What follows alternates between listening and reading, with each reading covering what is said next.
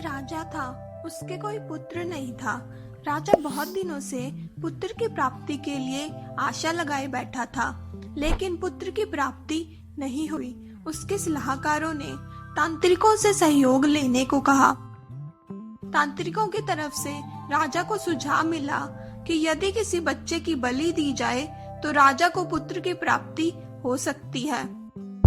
राजा ने अपने राज्य में ढिंढोरा पिटवाया कि जो अपना बच्चा बलि चढ़ाने के लिए राजा को देगा, उसे राजा की तरफ से बहुत सारा धन, हीरे, जवाहरात दिए जाएंगे।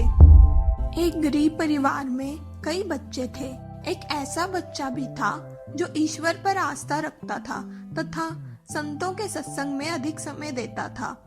राजा की मुनादी सुनकर उस परिवार को लगा कि क्यों ना इसे ही राजा को दे दिया जाए, क्योंकि ये निकम्मा है, कुछ काम धाम भी नहीं करता और हमारे किसी काम का भी नहीं है, और इसे देने पर राजा प्रसन्न होकर हमें बहुत सारा धन देगा। ऐसा ही किया गया। बच्चा राजा को दे दिया गया। राजा ने बच्चे के बदले उसके परिवार को काफी धन दिया। राजा के तांत्रिकों द्वारा बच्चे की बलि देने की तैयारी हो गई। राजा को भी बुला लिया गया। बच्चे से पूछा गया कि तुम्हारी आखिरी इच्छा क्या है। ये बात राजा ने बच्चे से पूछी और तांत्रिकों ने भी बच्चे से पूछी। बच्चे ने कहा कि मेरे लिए रेत मंगा दी जाए। राजा ने कहा बच्चे की इच्छा पूरी की जाए। अंत रेत मंगाया गया।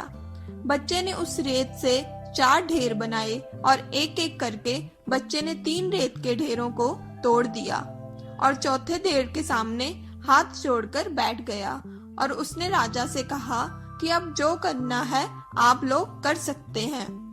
ये सब देखकर तांत्रिक डर गए और उन्होंने बच्चे से पूछा, पहले तुम ये बताओ कि ये तुमने क्या किया है।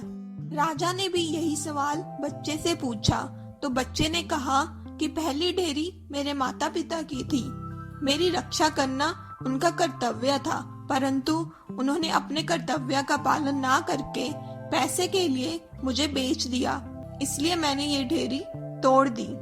दूसरी ढेरी मेरे सगे संबंधियों की थी, परंतु उन्होंने भी मेरे माता पिता को नहीं समझाया। अंत मैंने दूसरी ढेरी भी तोड़ दी और तीसरी ढेरी हे राजन आपकी थी, क्योंकि राज्य की प्रजा की रक्षा करना राजा का ही धर्म होता है। परंतु जब राजा ही मेरी बलि देना चाह रहा है तो ये ढेरी भी मैंने तोड़ दी। और चौथी ढेरी हे राजन मेरे ईश्वर की है। अब सिर्फ और सिर्फ अपने ईश्वर पर ही मुझे भरोसा है, इसलिए ये एक ढेरी मैंने छोड़ दी है। बच्चे का उत्तर सुनकर राजा अंदर तक हिल गया। उसने सोचा कि पता नहीं बच्चे की बलि देने के पश्चात भी पुत्र की प्राप्ति होगी भी या नहीं होगी, इसलिए क्यों ना इसी बच्चे को ही अपना पुत्र बना लिया जाए। इतना समझदार और ईश्वर भक्त बच्चा है, इससे अच्छा बच्चा और कहाँ मिलेगा। काफी सोच विचार के बाद राजा ने उस बच्चे को अपना पुत्र बना लिया और राजकुमार घोषित कर दिया।